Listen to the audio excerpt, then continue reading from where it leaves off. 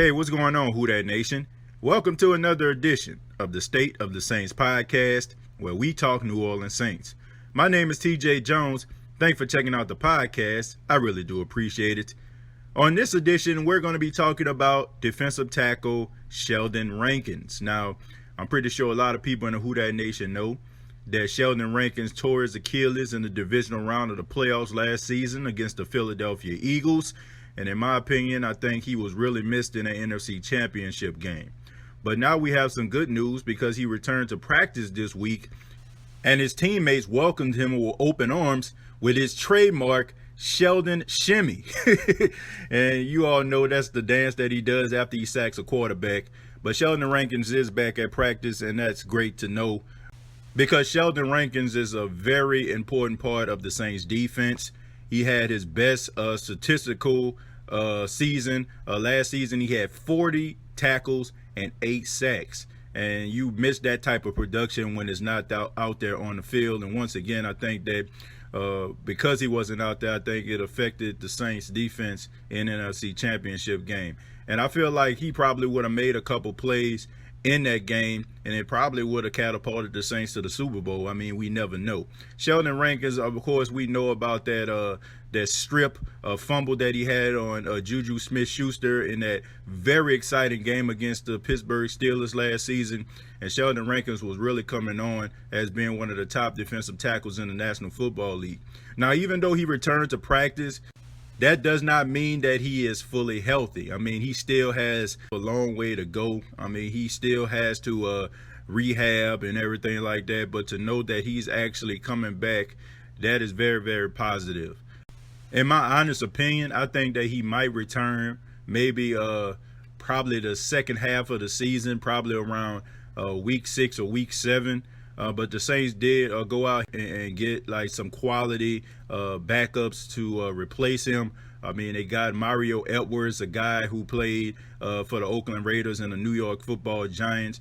He was a second-round pick out of Florida State, and I kind of know him, man. I met him probably when he was in high school, man. You know, he's a really good young man, good head on his shoulders, and he was one of the top players coming out of high school when he ended up going to Florida State. But, I mean, he had some up and down type things going on with his career. For example, he couldn't sustain a certain weight, but it seems like he got himself back into shape. It seems like he's really taken, everything a little bit more serious than he did when he was first in the league. I think that he had a lot of issues with the Oakland Raiders when it came to his weight. But the New Orleans Saints really got him because he can play defensive end, and he also can play on the inside.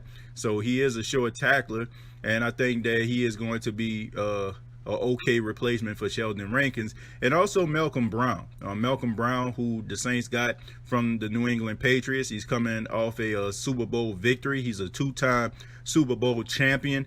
And honestly, that just makes me wonder how hungry is Malcolm Brown. You know what I'm saying? No pun intended. Not the fact that he's a big man. Am I saying that? It's just the fact that, when guys end up winning Super Bowls and, they feel like, what do I have to play for? What am I still playing for? Basically, am I still playing because I love the game, or am I playing for just a check? And it seems like Malcolm Brown, what I seen in the preseason, it shows that he is still as hungry as he was as if he has no rings. So I think they are good replacements, and not to mention David Onyemata, who has to serve a 1-game suspension. But after that game, he can come on back, and he had a really good season last season, one of his best seasons of his NFL career. So you put him alongside Malcolm Brown or Mario Edwards, I think that you can have some guys that can go out there and kind of weather the storm until Sheldon Rankins come back. It's a long, tough road. Anytime, you tear your Achilles, I mean, it makes you wonder, are you going to still be the same player that you once were? I mean, to switch sports, I mean, we all know about Kevin Durant. I mean, Kevin Durant, he's going to miss probably the whole entire season. We know about Dez Bryant. When he was a Saint for about a couple of days, he tore his Achilles, and now he's still dealing with that. I mean, he tweeted about, man, I want to make sure that I'm right when I come back. And, there's a lot of uncertainty about his career. With Sheldon Rankins, the only thing I can say is, he's still young. He's about 24, 25 years old. So he still has a lot of football left in him. He's coming up on a contract year. The Saints picked up on his 5th-year option. So the Saints are probably going to sign him probably to a long-term deal because he is that type of player. I think that he is going to be much better than he was before because Sheldon Rankins is one of those guys that work hard. Every single season he's been in the NFL, he has elevated his game. And that's all you can ask for as a fan and as a member of the Saints organization, that the players that you draft get better. And a lot of people didn't know that much about him coming out of Louisville. A lot of people thought that, he was a guy with a lot of upside and a lot of promise. And you have to say that Sheldon Rankins lived up to expectations. So I'm excited to know that he went back to practice, and I'm excited to know that he is going to be on the field this season. But speaking of injuries and somebody that won't be on the field this season, I'm talking about Garrett Griffin, the tight end. He sustained a season-ending injury in the game against the New York Jets. He was one of those players that were on the bubble, one of those guys that were really trying to get a job with the New Orleans Saints, but unfortunately they had to put him on injury reserve, so he will not play this season. But I hope that he has a speedy recovery. I think that he has a lot of promise. I've seen him in a couple games last season. He contributed to the offense, and I think that he's going to come back much better than ever.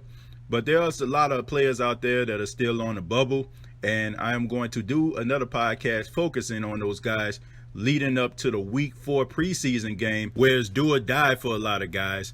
A lot of guys are trying to get a job, and they are going to have to put their best foot forward and their best product on the field for them to be a part of the Final 53. But I'll have that coming for you this week.